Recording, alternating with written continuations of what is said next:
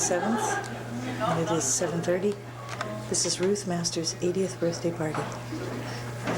Look at all this. There must be 100 people in here. There's Ruth.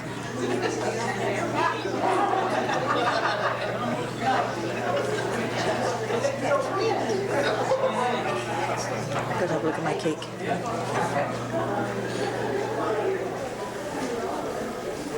And you see it, or maybe you can hold it up higher so you can show it.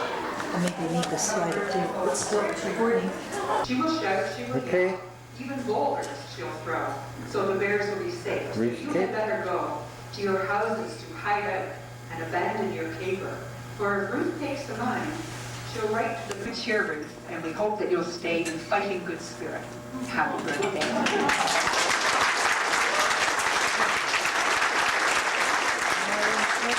Johnson, Eileen Smith, the Holistic Vet,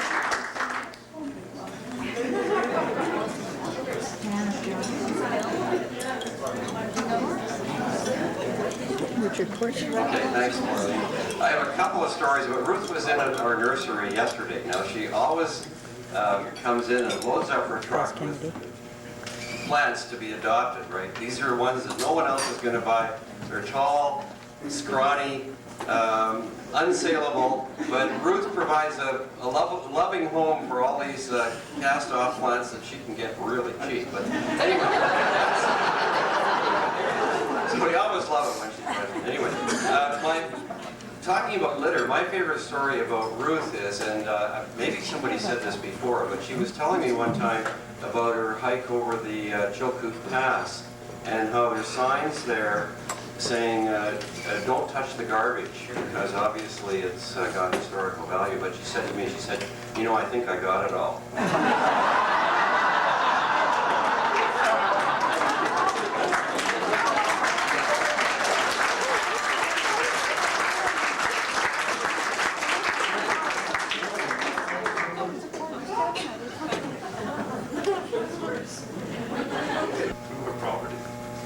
That's why the $1 building got to where it is right now. Ruth has brought to our valley. That's Michael Winton. So, if anybody would like to... You know, everybody knows that Lucy she really Bouchard. likes animals and plants and things like that. And that she thinks that Comox Valley is overpopulated and all these people coming in. Almost 4 years ago, I moved here with my 2 kids. And up to this day, the person that did help me the most to get established and to just keep on going when the going was really tough, it was Ruth. She helped me the most of all the people I met in this valley, and she was so welcoming that, you know, I just want people to know that, I mean, everybody knows here, but not everybody outside knows here how nice she can be with newcomers and how generous. This is very... And so, I don't know, most of her friends are very smart, some of them are a bit food, some even break their necks on vacation, but as well, you know, I did have a little accident, but I have to mention that though, that when I dove in the water in front of all these people that were having fun, at least I didn't lose the top of my bathing suit.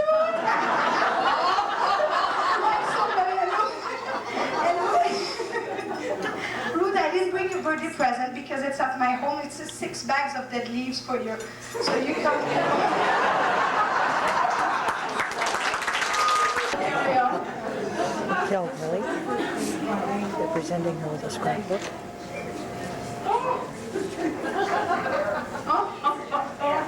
There, and I'm playing my harmonica.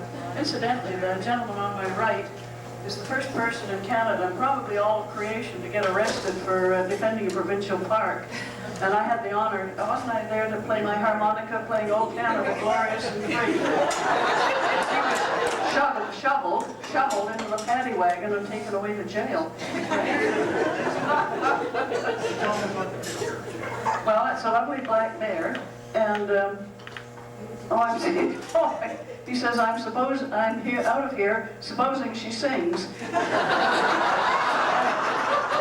I visit people in the old folks' home, I always play my harmonica, of course, and I tell them I'm a modest musician, and my friends tell me I got plenty to be modest about it. Then I play them a hymn for their souls, and then I play them something cheerful. And but I always tell them if they think my music's dreadful, supposing I sang. That has them reflecting right there. But anyway, here I'm playing my harmonica while the bear is there, and that's what I sing. Supposing she sings, the bear says, I'm out of here. I don't know where they got all these pictures from. Oh, man. Well, I have no idea where they took all these pictures. Anyway, there I am, because I always have a plaid shirt on. Oh my gosh, can I sit down and let you go over it carefully? Oh, my signs. Beauty or the buck? You want to drink more mind poison? And, oh yeah, these are Strathcona Park blockade things. And we did flush the miners out of there, you know that. And the government of the day had originally said to them, well, there it is, guys, help yourselves. And they had flagging and mine claims all over the park. We got rid of them. But the park will always require very careful vigilance on everybody's part, because the looters and thieves aren't gone for good. They're just backed up until they can make a run for something else. So the job isn't done. They're scheming all the time to get more, and they're nibbling. So I can tell you that. Oh my gosh. I never was any pin-up girl to start with. Birthdays are sneaking up a bit. How can I sit down again?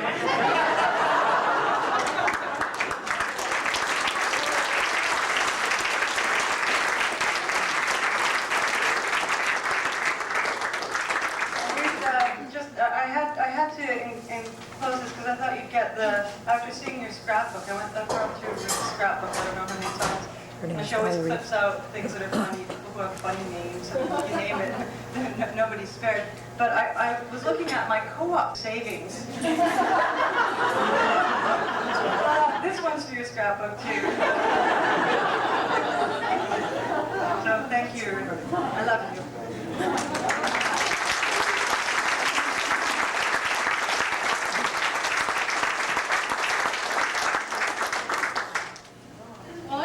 Say that sometimes in trying to deal with what's happening, it's hard not to get really angry and bitter and down. And I've certainly been in the midst of that kind of energy. And Ruth has been such an inspiration to me that there's another way to do this. Just to be there and just to be so alive. I always feel with Ruth, no matter where she is, on blockade, whatever, she's having a great time.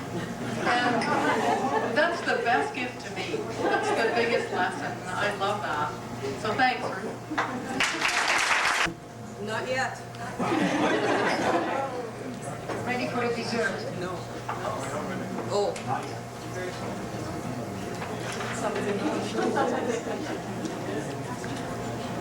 Is there anybody else who wants to say something? Everybody? Oh, Ruth wants to respond. 1 minute. Ruth wants to respond.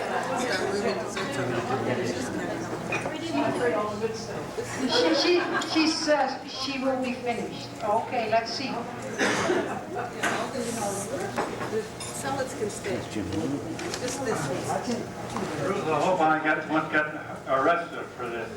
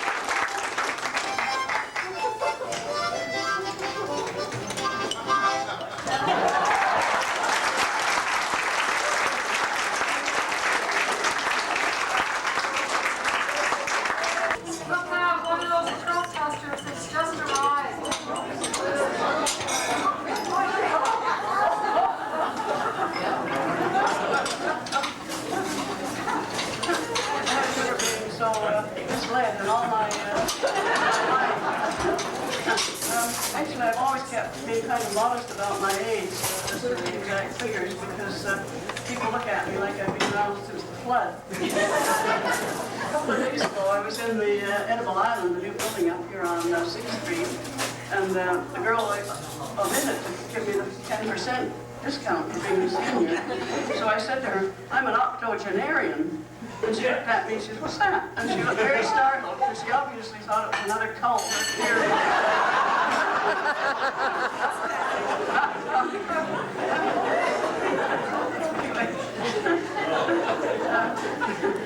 I'm reminded actually way back when a few years ago the comedian Bob Hope was given a very prestigious award. And they made a wonderful, they gave a lot of very wonderful compliments to him. And when he got up to acknowledge it, he said, listening to all those wonderful things they said about me, he said, I thought to myself, oh, nobody could be that good. And he says, but they finally convinced me.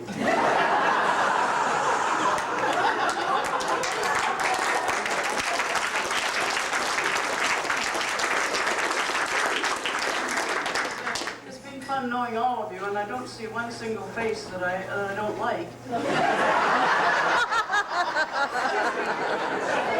like when I visit at the hospital, and I just say to them quite plainly, if you were a mean bitch or a mean bastard, I would never come to see you. I know. But anyway, I really appreciate all the attention, which I don't deserve, of course. It's just actually, most of it's been fun, and this country is well worth looking after, and when I see some of the things that are happening, I'm just doing an item for our local rag, if it passes Frank Hovenden, that it's called Ecology, spelled with a K, and then it's recreating biodiversity, which I'm trying to do out of my property, and then I go on that how I'm getting rid of my dumb lawn. So I've laid that on for and then I'm doing another one, and it's about our wilderness, or our outdoor ethics leave quite a bit to be desired. And that one, if it passes Frank's inspection, will be published not in a fairly recent future. And I want to thank everybody. As I say, I was going to have a little snack at the pasta place with Steve and Marlene and Kel and Peggy, and it turned into this mighty celebration. I should mention that I do have a few little gifts that I always use. I always have a stock of them on hand that I use for little bribes and handouts and payoffs. And I use them to oil my way around. Well, I have a few that I have already made, and I've got a bucket here. The ladies get, all the ladies that don't have one, I think there may be enough, I don't know, for all the ladies to get one of my Tough Ladies mirrors. They're plate glass mirrors.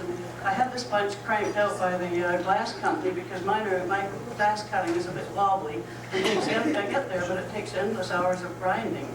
But these are cut professionally, and they're a little better than the usual, so I have a bucket of them.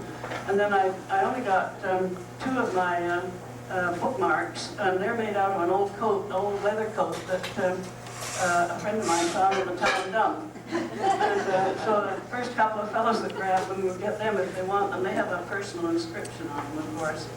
And I think that's about all I have to say. I'm absolutely overcome by the quality of the food and the number of people here, and I'm even having fun myself.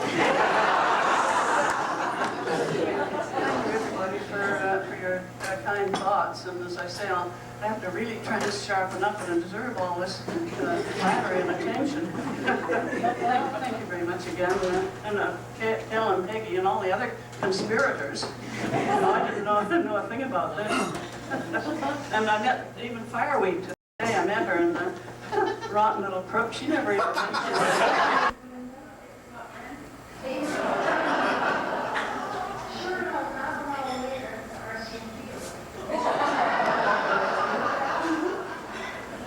We roughed this trailer out, and we got Ruth on the job with us, and we camped. I guess we were the first people to really put a major camp at the top of Bedwell Lane there, around Bedwell Lane. And we'd go out every day, and we'd go, we do so many hours a day, you know, we can't leave at 9-ish. And some guys stagger back at about 2 or 3 o'clock, you know, waiting for tea and had enough. And Ruth's group never came back till about...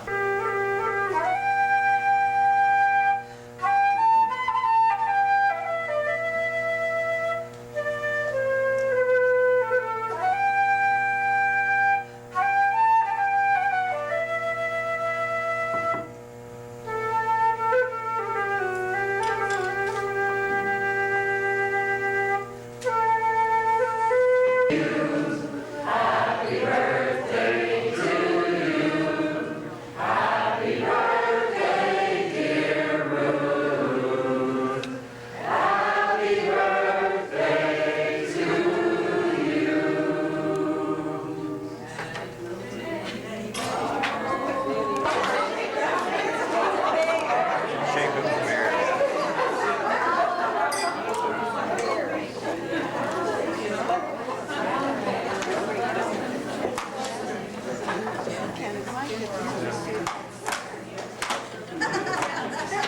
It's all for you.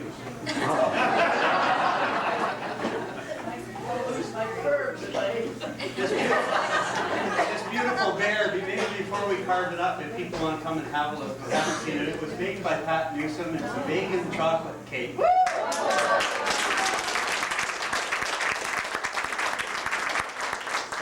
It's a vegan bear, I think. It's a work of art, so before we slice it up, if you want to come have a cake, that's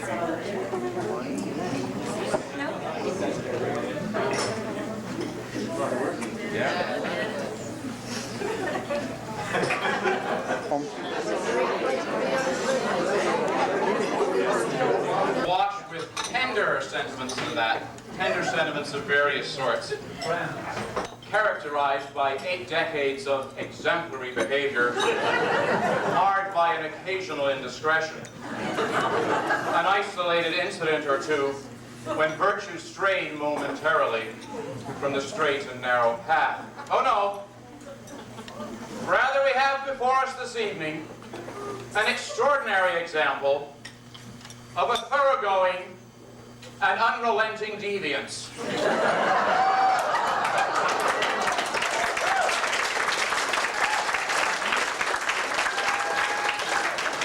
An attitude of perverse and sustained rebelliousness.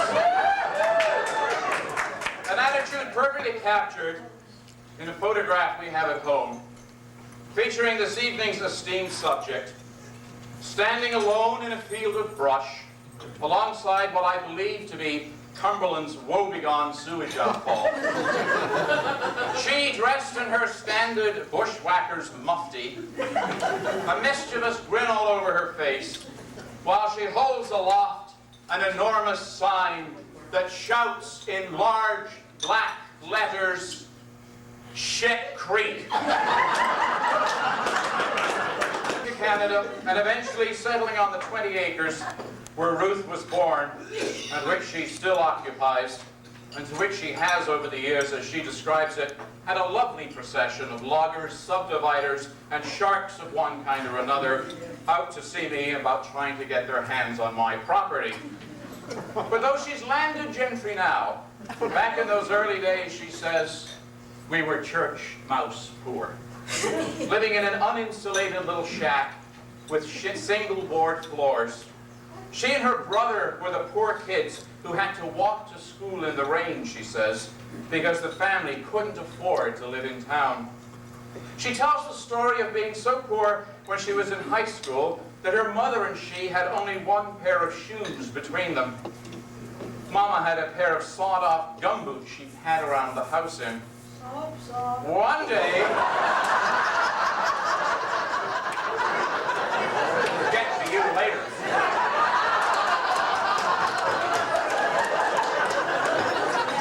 One day, Ruth's walking home from school in the shoes. Her mother meets her halfway wearing her gumboots. They exchange footwear. Ruth heads home in the gumboots, and Mother heads off to town in the shoes.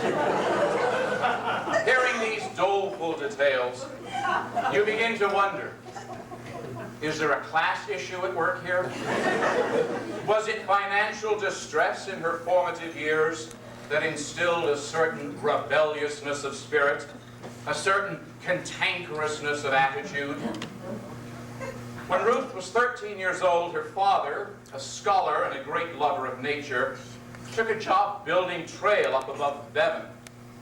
And by way of a brief sidebar, let us note the fact that this case is one of the very few authentically documented instances proving that habitual trail making is a genetically inherited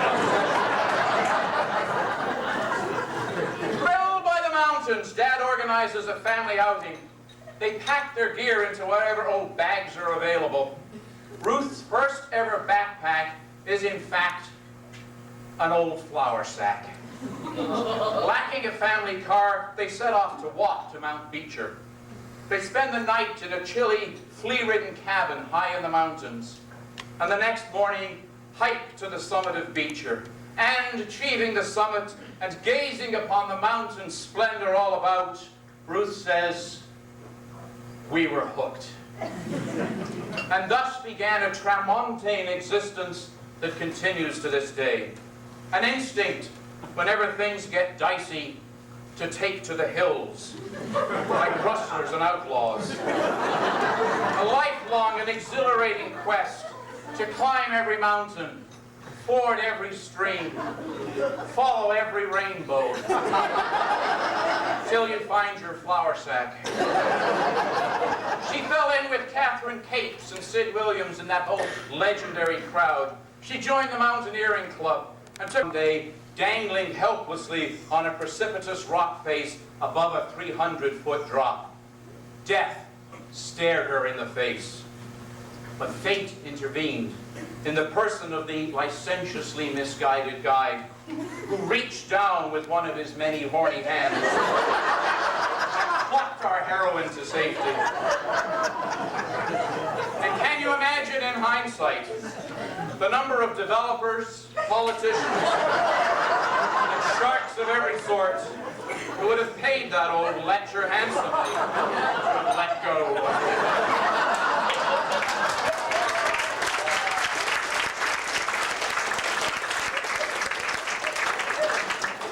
And perhaps in this cliffside near tragedy, an insightful psychiatrist might detect the defining moment at which, rescued from near certain death by a horny old geezer, our subject began her lifelong trek along the tributaries of Shit Creek.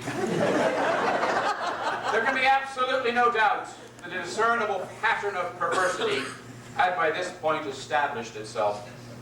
And it's telling how frequently, for example, winning newspapers, the benefits of spreading septic tank sludge around your fruit trees. But like the Shit Creek sign, this was only a latter-day manifestation of a fascination with fecal matter apparent from her earliest years. She got another job up at Forbidden Plateau Lodge, and she recalls one of her primary duties was to sanitize the big sack full of Rice Krispies that were fed to the guests for breakfast. When mice got into the sack, she'd spread newspapers on the floor, pour out the sack of cereal, and meticulously separate the Rice Krispies from the mouse droppings.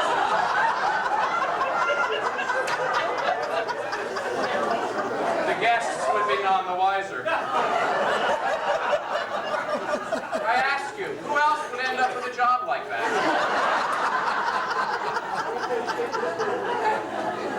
And who's to say that this turgid work didn't leave a lasting scar on this impressionable young girl? Things went from bad to worse. The dogs of war were let loose all over Europe, and Ruth, convinced that Hitler himself was on his way over to get his hands on her 20 acres, joined the service corps and took to compulsive marching and drilling around the Comox Valley. At age 22, she enlists in the RCAF, is sent east and eventually to London, where she serves as administrative sergeant in the orderly room. And though we might indeed wonder how orderly the room could have been under the administration of such a sergeant, there is, for example, no record of whether Rice Krispies were fed to the flyers. There can be no doubt that living beneath the London Blitz produced a profound psychological shock to the nervous system of the little colonial from the Comox Valley. With bombs raining down all around her, she thinks to herself, geez, if they're not careful, those guys up there are going to kill us. Sometime later, it occurs to her that that's precisely what their bombers are attempting to do.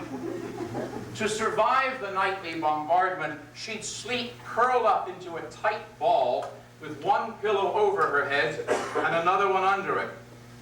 In other words, in precisely the same fetal position that years later you'd find loggers, politicians, and developers curled up in after a session with Ruth. But even curled unprotected beneath the London Blitz, she never lost touch with her excremental roots. And as she says now, only my briefs knew how scared I was.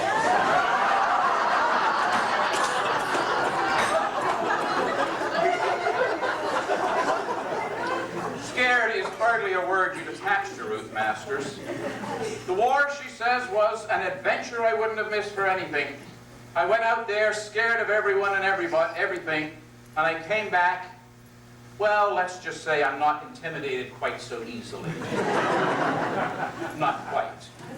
She returns home with 3 medals on her chest. Oh, she says, they're just the kind they practically gave out with the suit.